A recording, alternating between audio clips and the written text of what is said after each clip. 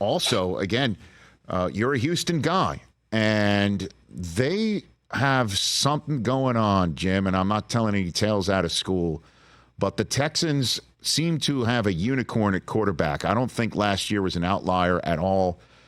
And I'm wondering, what are people in that town saying now that the Texans are coming off of an AFC South championship with CJ Stroud? They get Stephon Diggs coming to them now to add to the mix. And maybe you're going to start calling more Houston games than you're used to calling on CBS. Well, it won't be this year. The way the schedule worked out, it was not Houston-centric in our national windows, I'm sorry to say.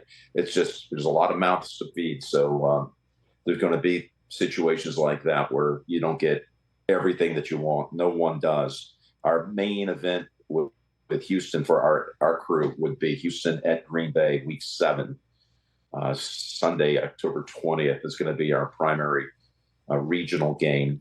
You see on the schedule Buffalo on October 6th.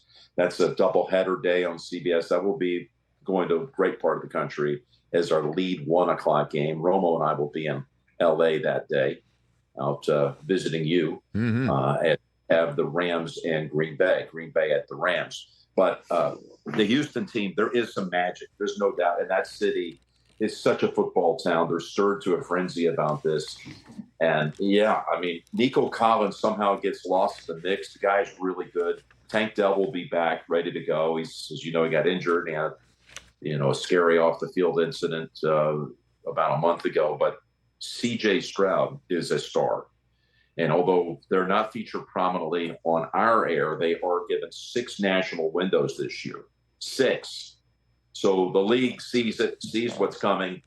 And just like I'm accustomed to a heavy diet of New England, of course, you got to start winning championships. But, I mean, I did over 100 New England games during the Brady Belichick era. And now I feel like I'm living in Kansas City a good part of my year. But I think we're going to see Houston a lot. And that would make me very happy in the years to come. One that jumped off the schedule to me for CBS, Jim Nantz, the 10th of November, week 10.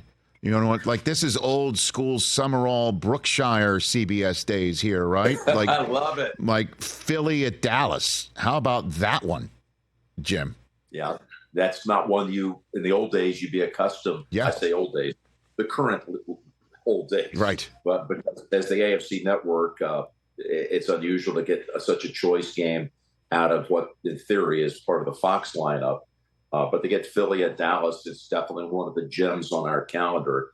And the very next week, as you saw, we've got KC and Buffalo again. So we got back-to-back blockbusters right there at 4:25. I'm thrilled to have Philly Dallas.